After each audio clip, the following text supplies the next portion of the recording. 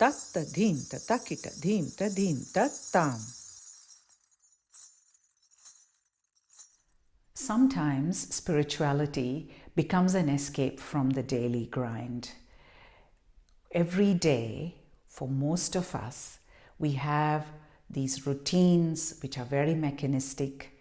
Who doesn't have to deal with bureaucracies, with computer updates, with paying bills, with routines to support family members, whether it's taking children to school or to their activities, taking care of people that are not well in the family, and all these very ordinary things which constitute this daily grind of our lives. And sometimes spirituality becomes the way in which we can replenish ourselves, nourish ourselves, nurture ourselves away from the daily grind. So we think of going somewhere far away, to a monastery, a forest, a retreat, somewhere in a beautiful locations where we can get away from this ordinariness of our daily lives, enjoy some time in a beautiful place, perhaps doing beautiful creative things that nourish the soul, spending some time just even attending to the call of the soul, some attention to what is that soul's call and feeling. Who are we beyond all of these roles that we have to fulfill all the time, right from the moment we are born? Who are we before all that and underneath all that? That primordial self, that second chakra, which is the foundation self, before we step into the many familial roles, societal roles, and all of these other roles in our workplace, all of these other roles that we must fulfill. Who are we underneath all of that? What is it that we yearn for? That has nothing to do with what is going to be validated in the world, what might bring us money or not, or what other people might celebrate. But what is that deepest yearning within us? Just simply even to listen, to attend, to taste, even to just allow it to flower within us. So this is where we have this real hunger, and we don't think that that is ever going to be located in our everyday lives, that it must be somewhere else, it must be this other. Goddess Lakshmi in Indian tradition is the goddess that invites us to bring sacredness, self-inquiry, divinity, creativity, all of these things that we hunger for back to the home. And this is the home of the body, the home of our domesticity, the home of the workplace, the home of the real world, the world of paying bills and doing computer updates and dealing with bureaucracies. She invites us to bring it home. Today, Goddess Lakshmi has been largely interpreted as the goddess of material prosperity, of wealth and abundance. And there is a very material aspect to Lakshmi. As I said, she does ask us to attend to the everyday. That is another thing. We have a sense that spirituality has nothing to do with material reality. In fact, material reality is a bad thing, and we have to escape into a spiritual reality, which is the opposite of material reality. And Lakshmi proposes that there is no difference, that the spiritual and the material are in the one and the same place, and that is in the everyday of our lives. Now, this invitation is more radical than it appears at first look. When we bring the self-inquiry home, when the proposal is that our authenticity and our soul's flowering can happen in the everyday, in the midst of our family, in our workplaces, that is quite a challenging proposition. Because that means that we may be sensing that it could upset the status quo.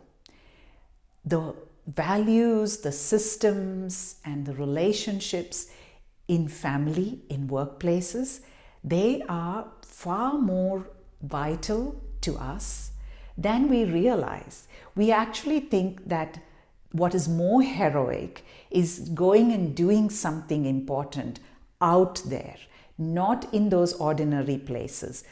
There is not much celebration when we are doing things in our domestic sphere. I often think that parents should be rewarded for the work that they do, but that is invisible work. The heroic work is like the archetypal heroic journeys, is going and doing something out there, a big social justice cause, or something we do that's spectacular and that wins us medals and awards. I'm not saying there's anything wrong with that, but very often there is equal or more ferocity and courage required in those shifts we make in the intimacy of our bodies, our homes, and our workplaces. I have seen that in my programs, people often come to Lakshmi thinking that this is going to be quite easy, or sometimes they reject Lakshmi thinking it's too ordinary, because we think our everyday life, our body, that is ordinary.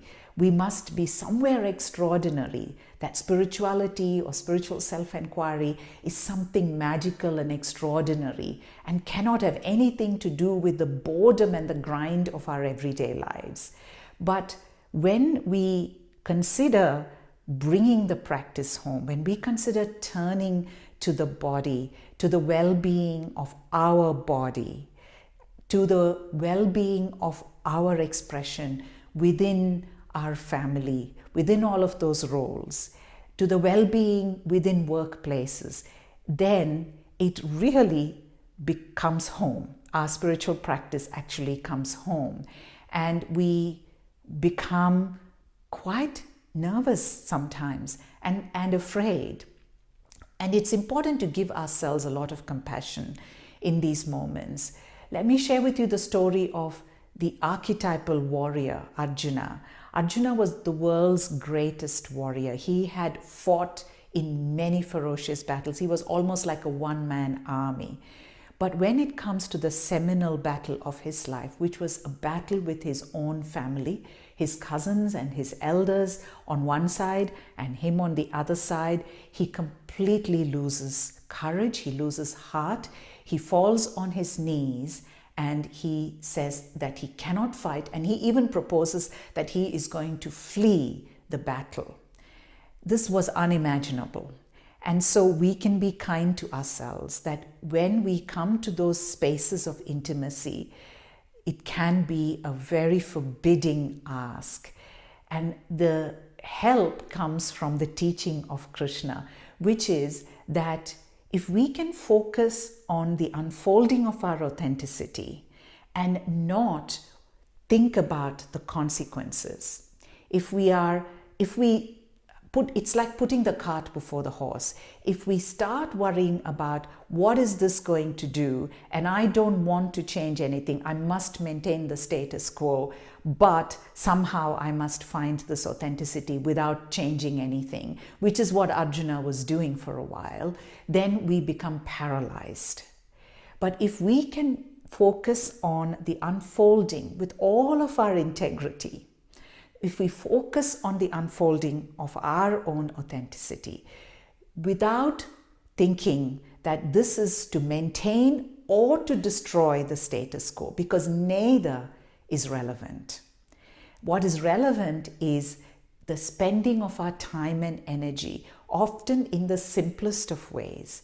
It doesn't have to be noisy and having to make everybody around us change. It has nothing to do with that.